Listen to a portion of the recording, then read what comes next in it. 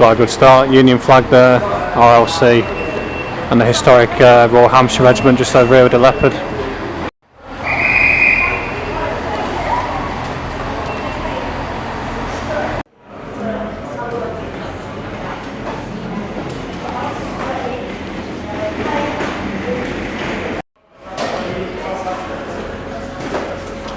It's an old historic regiment now, the Royal Hampshire Regiment. I think it's somewhat disused, came part of the PWRR, Prince of Wales Royal Regiment. This is out into Southampton anyway. Not exactly the most inspiring greeting.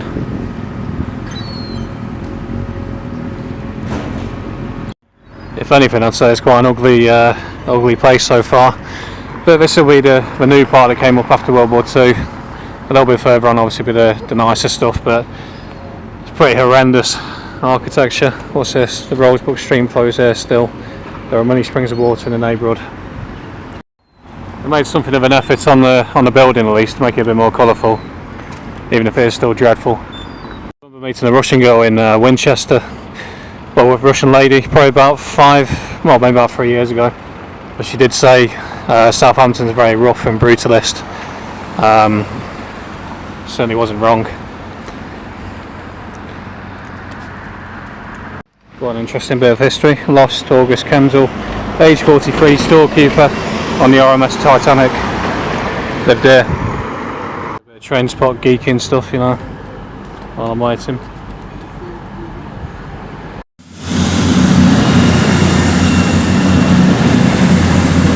Interesting looking little garden. I've got a nice cushioned pathway here.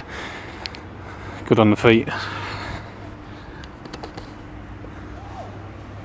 Obviously just need someone to fill that open space, but I think I'll be waiting quite a while. It's quite quiet, to be fair.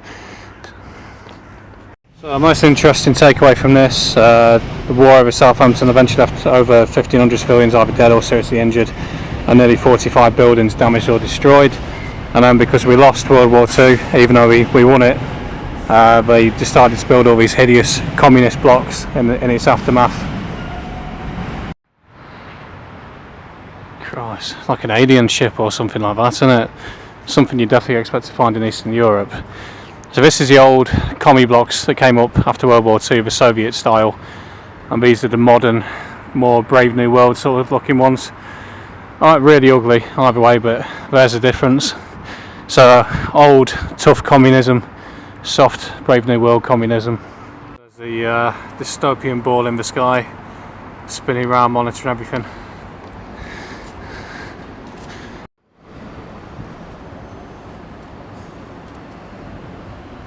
So a reference to Southampton Football Club here, St Mary's Stadium. I think they used to be called the Dell until 2001 when they moved into their new stadium by the river. Similar to Nottingham Forest, actually, theirs is also by the river.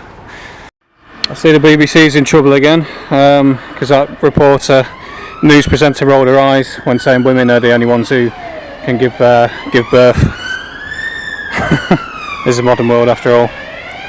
So, oh no, it's the jab cabs, safe and effective buses already. God, will you look at this shit? What on earth is this? Okay, mate. You know what these are meant to be? You know what these are meant to be? Well, that's just the person swinging a little kid. Oh, right, okay. So I suppose that's quite a unique building up there. Obviously the clock tower. This is meant to be similar to Bellingham up in the northeast. Someone swinging a child. What a load of crap. BBC Radio Solent over here. Their broadcasting station around here. And this must be the museum over here.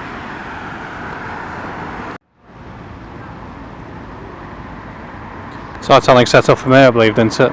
So.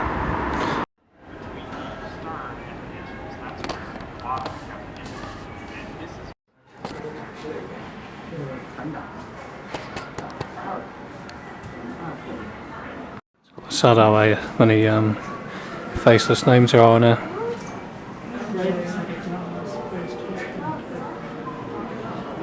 So it says here, Britain is the world's leading maritime nation, 1912. Obviously now we're a complete mess.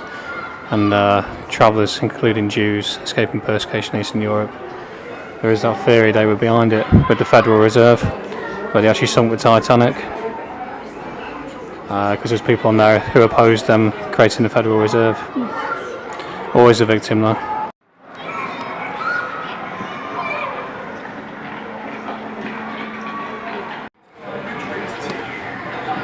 Pints in a pipe back in the day.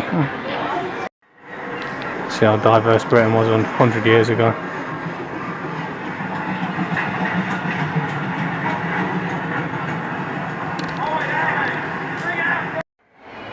So from Ireland, or Northern Ireland, to England with a plan to go to America. Quite an interesting Celtic, Anglo-American mixture.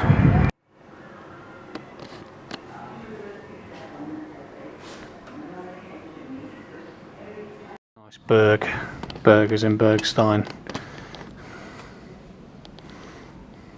Sure, there's a statue of Edward John Smith at Lichfield in the Cathedral Gardens.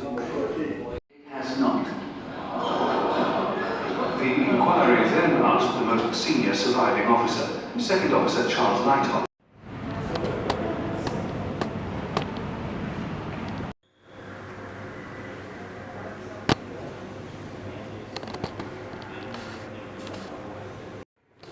That's where it all went wrong.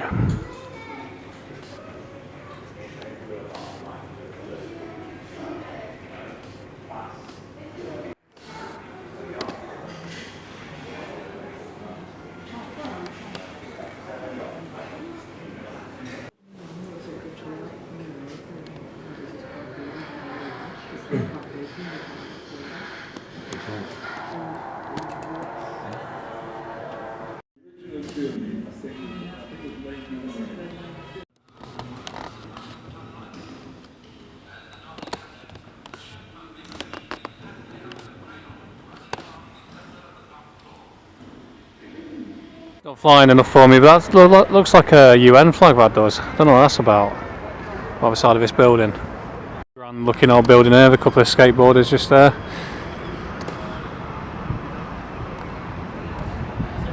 And you got the footy fans just down that way at the painted wagon getting ready to go in for the game. Big Saturday market on the go here. Almost looks a bit like St Helens, this square.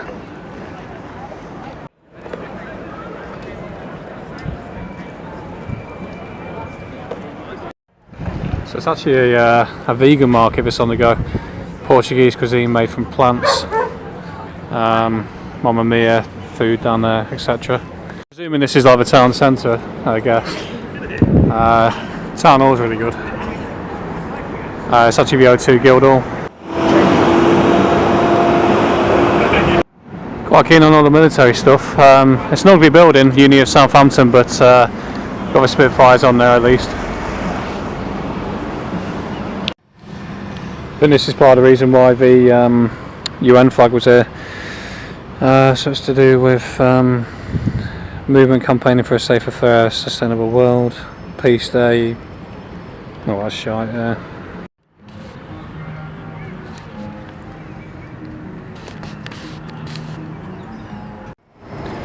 So I've done like in Barnsley where they put the names on them glass bits there. Right.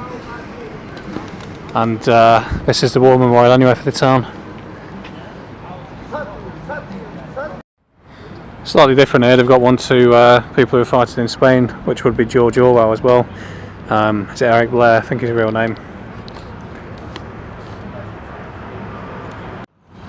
And right in queue. All them doctors and engineers. Another good war memorial over here. This is obviously for the Navy, engineer officers of the Titanic actually. Quite a nice look. Inside this park. Oh dear. So this is down one of the main high streets, I think. Looks like they've got a Christmas market going on down the bottom. Pretty grim looking area. But lively, I'll give it that.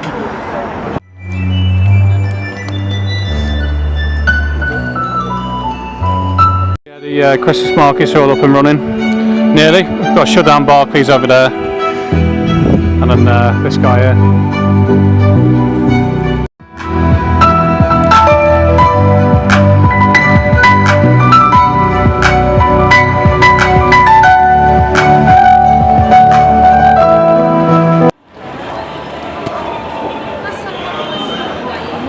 We've had one in Birmingham.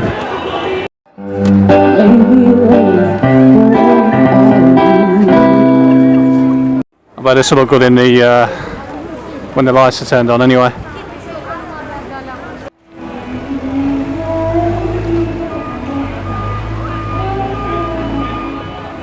More construction going on over there, unfortunately. I was just told there's loads of crackheads that sleep in here, but I don't think that's true myself. Maybe at a certain time of day. West Quay shopping centre, I reckon that'll look alright. It gets a bit dark and our Christmas tree's more illuminated.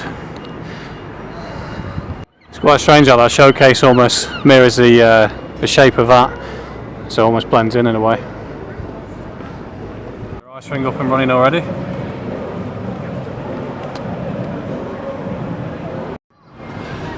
I think there's an area in Doncaster, it looks a little bit similar to this actually. I can't remember exactly where it was, but it does look familiar.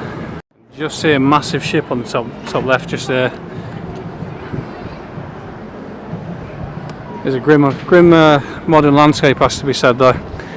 I'm presuming this is where a homeless person's been sleeping. Arundel. Sir John Arundel, Governor of Southampton Castle. Ship just moving along. Has to be said, the demographics are looking quite reassuring as well. Very heavily white British. I see they've maintained the old red phone boxes. They're still looking in good shape.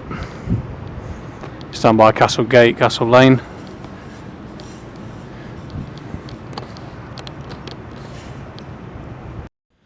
It's amazing, isn't it? Like a short step away from the new modern towns, and this is what you find, this lovely old architecture, and yeah, much more timeless. Down there you got the Juniper Berry pub with a Tudor theme on it, which looks absolutely dead, so I'm not sure if it's even open. It was a pub actually, it's Jane Austen's house by the look of it, famous author, female author.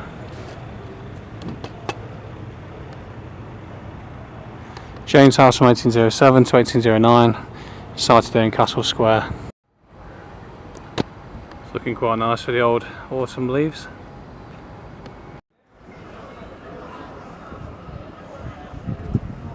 The Titanic, a lovely building, but obviously behind it they've just ruined the landscape with these like Peckham looking council blocks. Anyway, just to balance things back out, obviously got the old Tudor house and garden there. Haven't really got time to go in, but there it is. You got George's Cafe there, an old merchant's building here, and I'm going to start heading west towards the football ground now. Some more nice old buildings down here.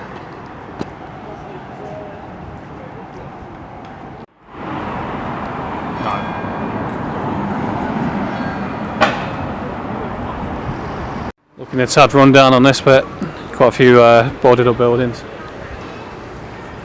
You've got the Star Hotel over there. This is St Mary's Church, where Southampton FC get their name from, for St Mary's Stadium.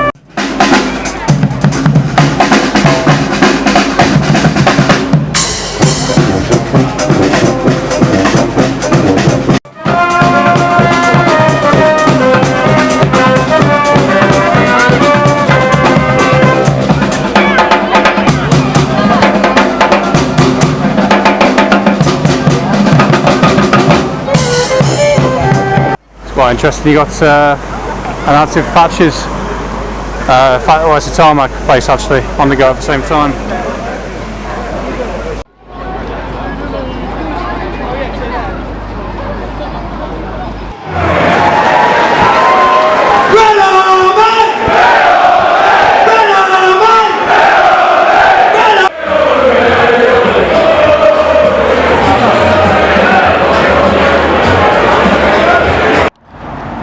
Sounds like someone just scored in there anyway. It'd be quite easy to think you're by the sea in Southampton, but in reality it's a large river, it's like a large inlet. Obviously this is a man-made version, but it's a good equivalent really.